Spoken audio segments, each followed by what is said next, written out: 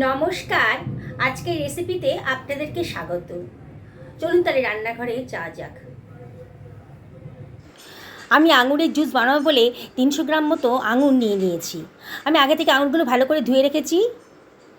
দেখুন বন্ধুরা, ভালো করে আঙুরগুলোকে ধুয়ে রেখেছি। এটা খুবই টেস্টি হয় আর বানানোটাও একেবারে সোজা। বাড়িতে থাকা কয়েকটা উপকরণ দিয়ে কিন্তু দারুণ স্বাদের আঙুরের জুস আপনারা বানিয়ে নিতে পারবেন।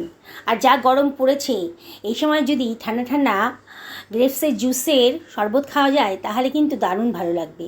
আমি কিছুটা পরিমাণ আঙুর একটা মিক্সার গ্রাইন্ডারে নিয়ে নিলাম আর কিছুটা সরিয়ে রেখেছি এটাকে গার্নিশিং করার জন্যে। এবার আমি আঙুরগুলোকে গ্রাইন্ড করে নিচ্ছি। দেখুন বন্ধুরা, খুব ভালো করে গ্রাইন্ড করে নিতে হবে।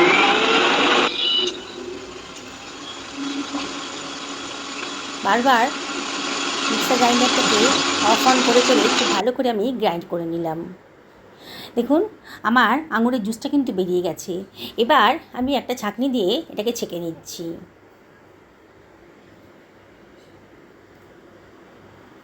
যাতে জুসটা নিচে পড়ে যায় আর পাল্পটা উপরে থেকে যায়।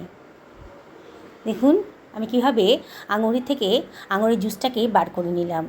এইভাবে আঙুরের জুসটাকে পুরো বার করে নিলাম। আর যে আঙুরগুলো ছিল সেগুলিকে আমি একটু টুকরো করে কেটে নিচ্ছি। এবার পাতিলেবুগুলোকে আমি খুব পাতলা পাতলা স্লাইস করে কেটে নিচ্ছি। আমার কাছে বড় পাতিলেবু ছিল না, ছোটো ছোটো পাতিলেবু ছিল বলে আমি দুখানা পাতিলেবু নিয়ে নিয়েছি। এবার আমি এই আঙুরের জুসের ভেতর দিয়ে দিলাম চিনি গুঁড়ো।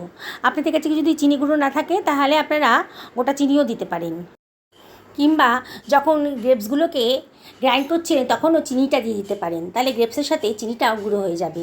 এর ভেতর দিয়ে দিলাম হাফ টেবিল চামচেরও কম লবণ।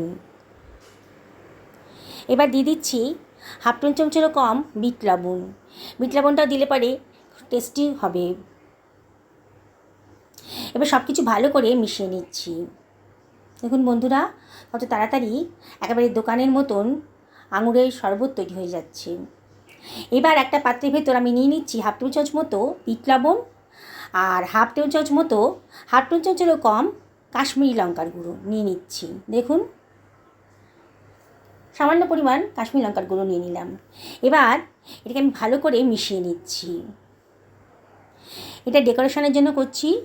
কাশ্মীরি লঙ্কার গুঁড়োটা কিন্তু ঝাল হবে না, কাশ্মীরি লঙ্কার গুঁড়ো ঝাল হয় না, ডেকোরেশনের জন্যে একটা লাল রঙ আসবে।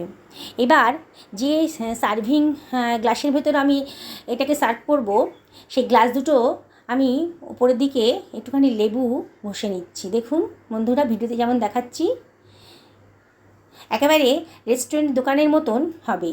এবার লবণ আর কাশ্মীরি লঙ্কার মিশ্রণটার মধ্যে এটাকে একটুখানি মাখিয়ে নিচ্ছি। দেখুন সুন্দর করে দোকানের মতো রেস্টুরেন্ট স্টাইলে বানাবো বলে এরকম করে নিয়েছি। এবারে আমি এই আঙুরের জুসের ভেতর দিয়ে দিচ্ছি একটুখানি লেবুর রস। লেবুর রসটা দিলে পরে কিন্তু দারুণ টেস্টি হবে।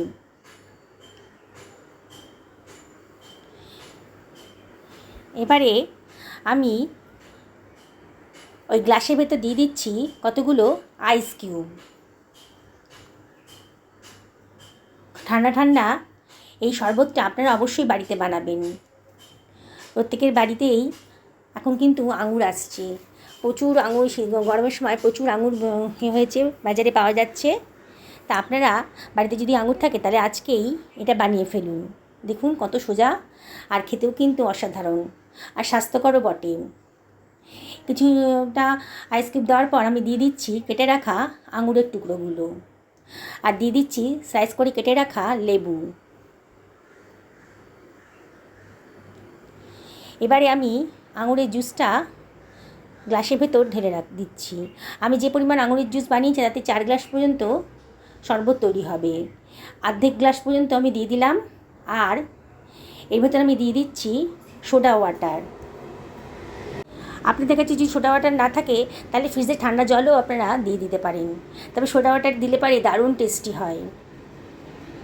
দেখুন বন্ধুরা কত সুন্দর দেখতে হয়েছে, খেতেও কিন্তু অসাধারণ। এবার লেবু স্লাইস কেটে ওপরে একটু ডেকোরেট করে দিলাম, একেবারে রেস্টুরেন্টের মতো দেখতে। বন্ধুরা রেসিপিটা ভালো লাগলে পরে লাইক শেয়ার কমেন্ট করতে কিন্তু ভুলো না। নমস্কার।